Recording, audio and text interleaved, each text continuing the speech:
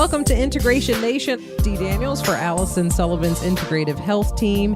And it's all about mindfulness on this episode. Yes, we're going to talk about just some basics about mindfulness because I think it is a word that most everybody knows and hears on a regular basis in their life, but it can be confusing for people to really unpack what do we mean when we're talking about mindfulness, especially as it relates to a mental health practice. And it's another one of those words that I think has been overused at times for different things to where some people get in their mind or just have a preconceived thought that's like mindfulness. Mindfulness, that sounds very woo-woo to me. And it's not, and it doesn't have to be when you really break it down and know what it is. It's not just meditation. It's not just one particular thing.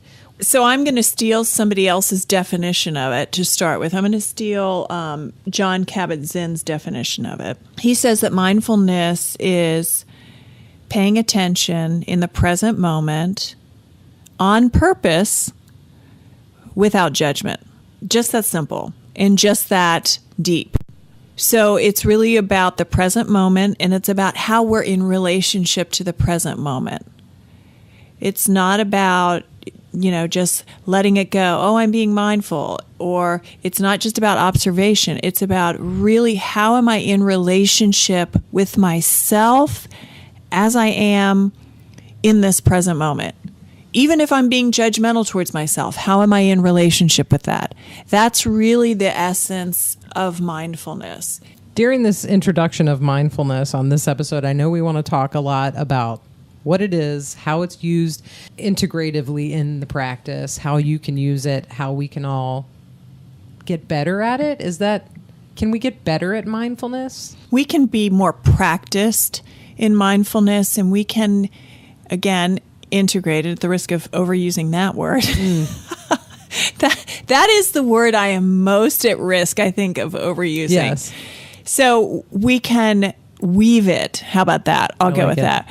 We can weave it into all aspects of our life. And when we have a mindful relationship with ourselves in our life, it really does improve our mental health.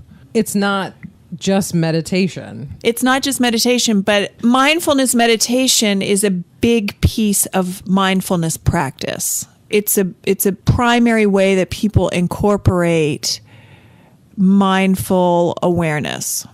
If you want to start being more aware, more in the present moment, this is something that a lot of us struggle with, me included. This is because we're not sitting in the present. We're either planning, fearing, worrying future. We're thinking, shaming, guilting from the past. Shaming and guilting. Oh, and judging. Judging. Yes. I left out judging. Yeah. I'm sorry. Yeah, that's the Holy Trinity. Shaming, guilting, judging. That almost seems impossible to me because I struggle with it. That almost seems impossible to me to fully block out the future, block out the past, and be in the present. Sometimes I'm decent with it, but a lot of times it's a constant reminder. I have to constantly say, and get back to the present. Yes, and mindfulness would say the way you do that is to just be with those thoughts that are in the present, whether you're ruminating about the past or worrying about the future. Be with that in a non-judgmental way to start. And then there are lots of practices to help people become more comfortable with the moment. Because you're right, we distract ourselves habitually. And it actually feeds anxiety. It actually feeds depression because the more we chronically distract ourselves, the more we're actually disconnecting. And disconnecting does not help us process things.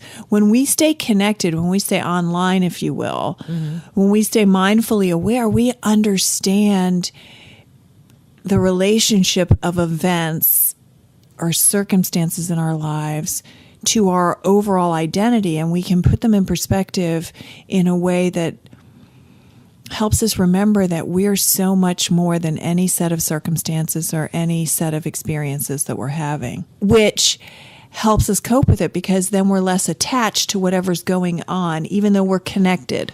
Let's talk about some of these ways we can practice, how we start this. If this is new to you, I don't do a daily practice. I don't do meditation. I don't do daily mantras. I don't do, what's that A word? Affirmations. That's the one.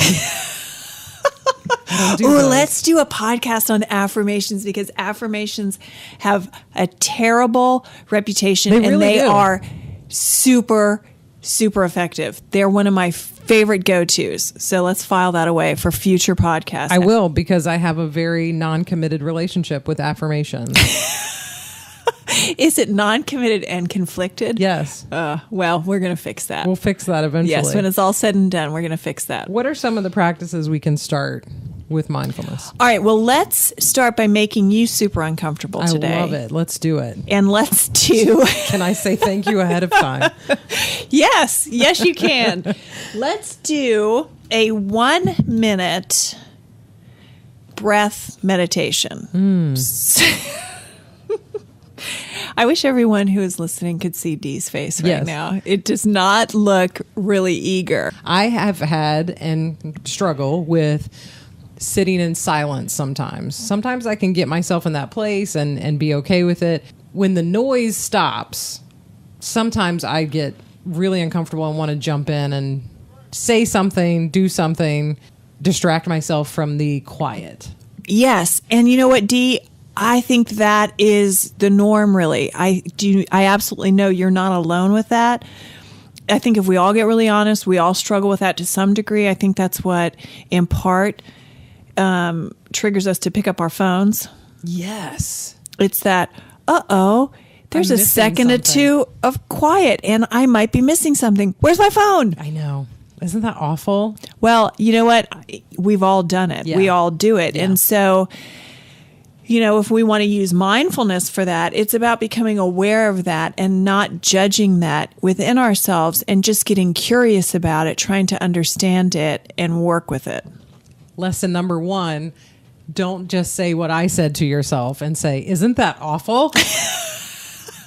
Just so you know, that was a lesson for me right there. Light bulb, love it. Don't judge the judging. Don't judge it. Just notice it. You're right. I just called myself a name. And get curious about it. I love that. I mean, that's such a better way to handle. Well, that's a buzzword in mindfulness. Get curious. Get curious. Notice it. Yes. Sit with it. Sit with it. That's a good one too. Yes. Okay, I've distracted you long enough from this minute-long practice. Oh, I'm on it. I'm on it. I'm ready. Okay, so your breath, our breath, everyone's breath is the bridge to self. Isn't that such a great phrase? It's so true. And we take our breath for granted. I'm not going to nerd out on the physiology of how powerful our breath is with our calming and our connecting systems in our body. I'm just going to say that our breath and connecting to our breath is the most powerful gateway to a deep connection with ourselves. So if people are struggling with mindfulness, they're super busy, they're like, yeah, but I don't even know where to start. I don't have time to go get a book. I'm not doing all of that. This is a great way to just begin to incorporate mindfulness in your daily life. It is 1 minute. We're going to do it 1 minute. Okay. Of focusing on our breath. Okay. It's just 1 minute. Are you ready? I'm ready. Everyone should do it with us, too. I want everyone who's listening to do it with us. Unless you're driving, I don't want you to just focus on your breathing so much. I want you to focus on your driving. Absolutely. And try this later. Okay, so just want you to get comfortable wherever you are, seated, preferably. You can lay down. We should probably stay seated, though. We'll stay seated. For now. We have microphones. We'll stay seated. Okay. So once you find a comfortable position, your feet kind of squarely on the floor, hands in your lap. I usually recommend that people put their hands down on their thighs if they want a more grounded energy, if they really want to get focused on the energy within themselves, or palms up if they're really more receptive and really open to the energy around them. So once you're settled in what you want to do with that, you can close your eyes. I think that's a great way to kind of invite and encourage us to go inside of ourselves a little bit. So I am confirming Dee has her eyes closed. I'm slightly uncomfortable with that even already. I think that's important. What makes But you're right. Shut some things out. Okay, so what makes you uncomfortable about it? Does it feel vulnerable? What is it? A little bit. It does. Is it because I'm here and your eyes are closed? Maybe a little. Okay, so people who are alone maybe feel less vulnerable. Yeah. Okay. I could see that. I can't see it because my eyes are closed, but I'm willing to try. I would close my eyes too, but I have to watch the clock because Yes. I don't want to make you go over a minute with this. Okay. All right, so eyes closed, and we're going to start by being aware of beginning our breath in our belly. So many times we start with shallow breathing in our upper chest and neck area. Mm-hmm. I want you to really start to focus in your lower belly. People who are listening, you can put your hand on your belly to make sure you're really feeling your belly poke out when you're starting to take a deep breath. And just very slowly breathe in, allowing the breath to fill your belly, rise into your chest, and notice your shoulders going back. And then once that breath is full, release that breath slowly through your chest and your belly. Excellent. And now as you take the next breath in, I encourage you to focus on what that breath feels like in your nose, going in and releasing. Again, feeling your belly rise and fill with air and release and empty. Just continuing to find a natural rhythm of breathing in and releasing.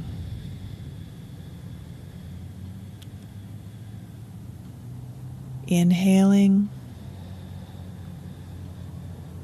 and exhaling. All right, so that was a minute. That wasn't bad. See? I kind of got into it after the second Yes. inhale. Now, sometimes people who aren't used to taking deep breaths like that can feel lightheaded even after just a minute or two. Right. So if that happens, it's totally expected, and that will shift the more used to taking deep breaths you are. So what was that like for you? A little uncomfortable at first because, I do struggle with the shush, shush, shush, let's be quiet for a second. But as I got into it, some of the things that I noticed, first of all, when you said to pay attention to the sensations of the breath going in, on the breath in, it's actually a nice little cold burst. Yes, it's cooling. Yes, it's very cooling. And one of the things that I like to do that I've noticed is very helpful to me in trying to do mindfulness meditation is when I meditate and am trying to get into that space is being able to hear my breath come out. Yes. Yeah, that's a yoga breath. Helps me to stay on that instead of my mind wandering. That's something that's helpful for me. Absolutely. Yes. So what we just did is a great starter for people to develop a mindfulness-based practice. Anytime you find yourself distracted, up in your head, overthinking, we have a culture of overthinking.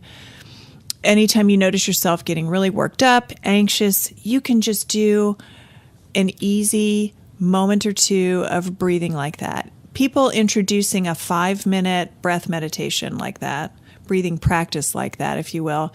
Every morning you can set your thermostat for a lower arousal level during the day and stay calmer and grounded during the day. So anytime you find yourself separated from yourself, using your breath in that way is reliably going to get you back into the present moment. So it reconnects you with yourself, really. In a fundamental way. Wow. From the ground up. That's a really good way to put it. In talking about using something like this, a breathing exercise, to get you reconnected with yourself, is this something that you have been able to use within a therapy session to say, let's take a minute or let's reconnect. Have you ever used that within your sessions? Yes. Now, if any of you are dealing with acute trauma, I'm going to ask you before trying some of the breath stuff to work with a mental health professional first, because sometimes that can feel really flooding and super intense for people who have recently experienced a trauma. Why is that? Well, it's all about arousal. It's all about, flooding really means in a physiological way being just flooded with sensation and energy. And so it's really important to modulate how somebody experiences a reconnection with themselves in that way after experiencing a trauma. Now, for anxiety, for general anxiety disorder, for depressive stuff, for general stress management, breath work is the way to go. So the way that we begin to incorporate that in sessions is to first teach people how to do those belly breaths. Mm-hmm. And most of the time, people who are coming to me for anxiety are doing those shallow upper chest neck breaths. Mm-hmm.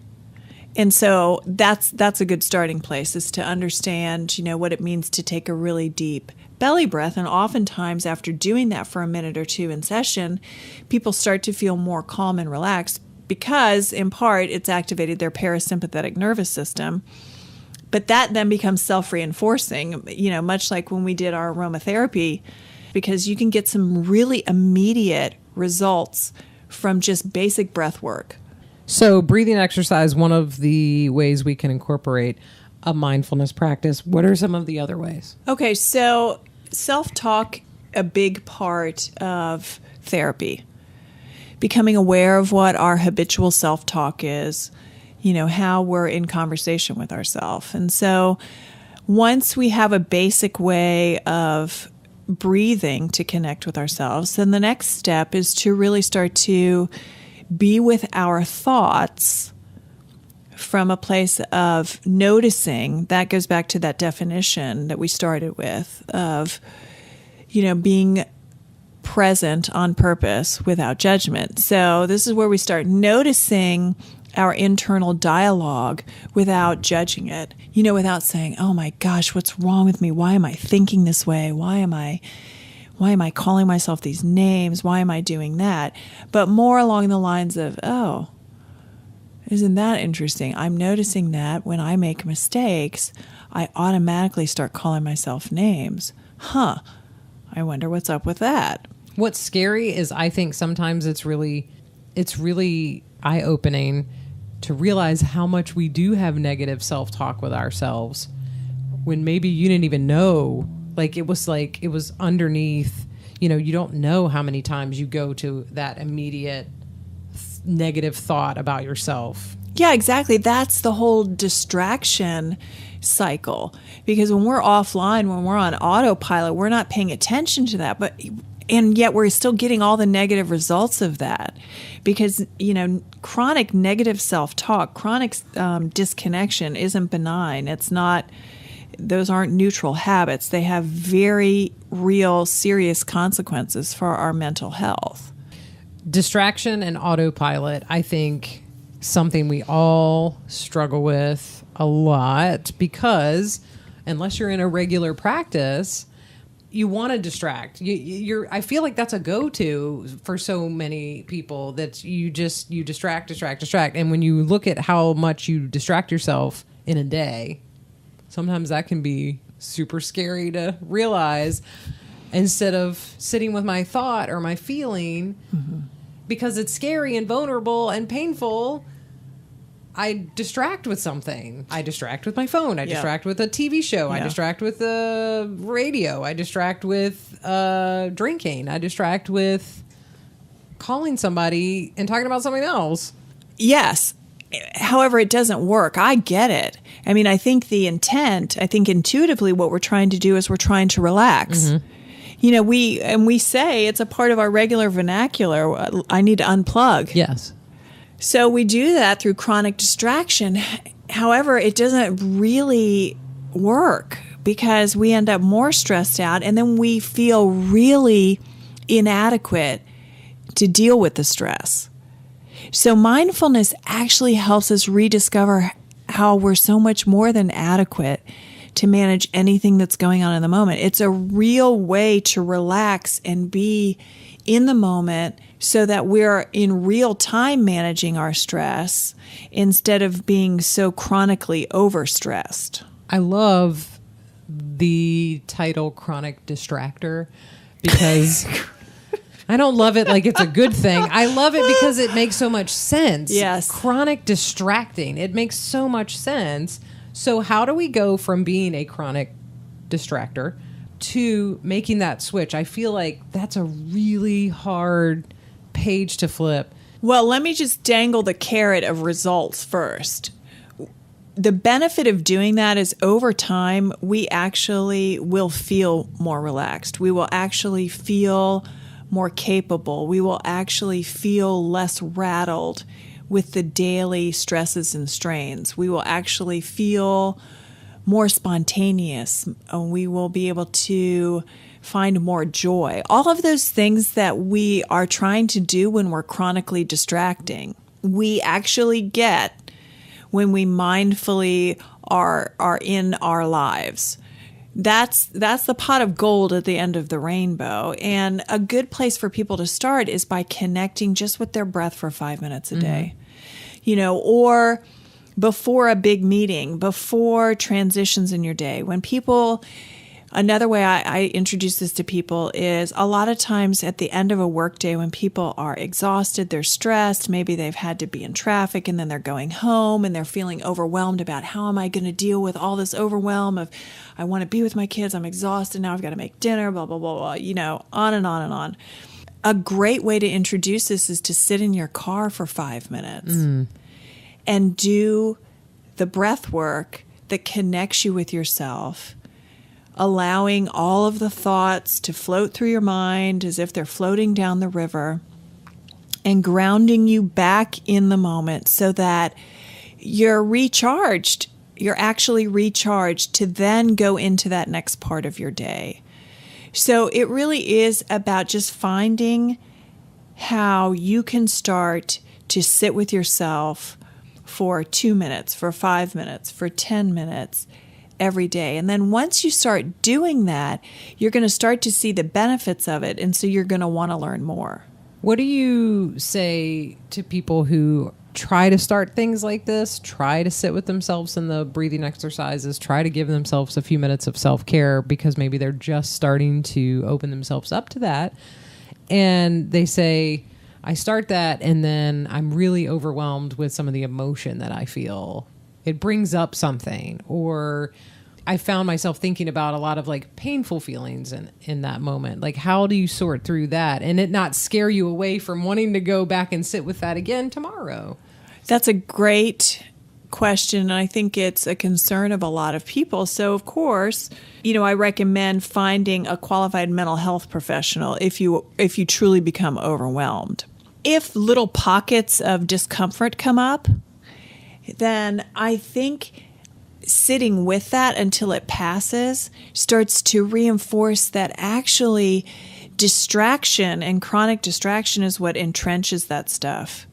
When we sit with it, breathe through it, allow it to move through us, it actually processes and it goes where it needs to go. We integrate it, we weave it in, we release it, we do all of those things in a way that allows us to be freer. But if we aren't ever going to look at it, we can't process it. It's kind of like, so I like to give concrete examples about this. So if you have, let's say in your bedroom, you have a big dresser in the middle of the room and you keep bumping into that dresser as you move around the room. You keep like banging your side into it. You keep hitting your elbow into it. In the middle of the night when you get up to go to the bathroom, you keep ramming into it and you're like, this hurts. I don't want to think about it. But you're not doing anything about it. Right. You're going to keep getting banged up by it. No matter how much you don't think about it, try to ignore it, it's there. Mm-hmm. If you open your eyes and you look at the dresser and you say, you know what? That dresser's in the middle of the room and it's really not working for me. Let me think about why it's not working for me. It's impeding my path here. I can't move over here. I can't enjoy this. What do I want to do with it? I think I'm going to move it over up against this wall over here. You know what? I don't actually even need this dresser. I think I'm going to give it away. Wow. That's when we do that with our emotions, then actually we're creating more room for ourselves. Chronic distraction does not create more room within ourselves, but a mindful awareness and attention does, because then we can actually make decisions about things and we can let them go. We can move them. We're back in the driver's seat. That's super powerful. That was such a moment. I loved that. The dresser in the middle of the room. I loved that. And another way to get in touch with mindfulness in your life is meditation. That can be extremely beneficial. It's a cornerstone of mindfulness practice. Now, we deal with meditation in two ways in this practice. We introduce people to mindfulness-based meditation in our Mindfulness 101 class. I also do a meditation class where I introduce people to 5 different types of meditation. Meditation, we've known intuitively for decades, is super helpful. We now have the science that backs it up. I think Harvard just did a study that demonstrated that meditating for 20 minutes a day for 8 weeks had a measurable impact on people's brainwaves.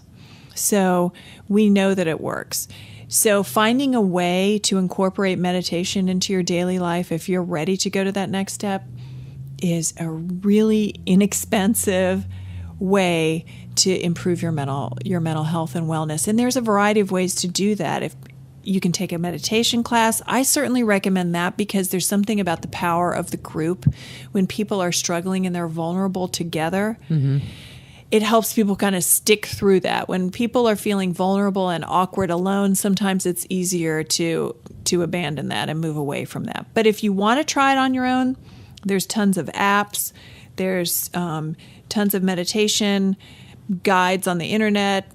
You can certainly sign up for one of our classes. I would love that. There's all kinds of ways. Whatever you want to turn away from, sometimes that's the actual thing you need to turn towards. Oh, there it is, Dee. When you want to turn away, turn towards. I mean, isn't that the truth, though? Yes. I say it all the time. Lean in to let go. Sometimes that feels like, really that's the one thing you're like, I don't want to do that. But that's the one thing that might unlock that door that has some real peace on the other side. It's pretty much a lot of times the one thing that's going to unlock that door and have peace on the other side. It's similar to so many times some of the cravings that people have are actually related to allergies or food sensitivities they have. I can remember it before I got diagnosed with my wheat allergy. All the bread cravings I had, and I was convinced it was everything else besides the bread. Of course. Turns out, no, it was the bread. Wow. So this is similar in that way. Sometimes people want it to be everything else, but no, I'll do anything else but lean in and feel it. But really, when we do that, it's kind of like the boogeyman. We realize it's not so bad after all, and there's a lot of freedom on the other side. If you want more information on mindfulness meditation, on mental health practice, on how you can become more mindful in your daily practice, Allison'sIntegrativeHealth.org. Allison Sullivan and Associates Integrative Mental Health Team is located in beautiful, historic downtown Fredericksburg, Virginia, and at Allison'sIntegrativeHealth.org. New and exciting workshops are available to you that will give you personal attention to meet your needs right where you are on your journey. Sign up for our newsletter to be the first to know when registration opens for workshops like Aromatherapy 101. Here's how you can discover to use aromatherapy to support your health. Did you know that a blend of frankincense, peppermint, and lemongrass supports wisdom, optimism, and it will help you release unhealthy attachments? This is where you can learn how to support your mental, emotional, and physical health with the Essential Oils workshops available to you monthly for no charge. Come meet the team. Schedule your session today for psychotherapy, hypnotherapy, yoga, and massage, and begin restoring yourself in mind, body, and spirit. If you'd like to call, the number is 540-907-0991. and online at Allison'sIntegrativeHealth.org. As Allison always says, self-care will save your life. Let go and lean in.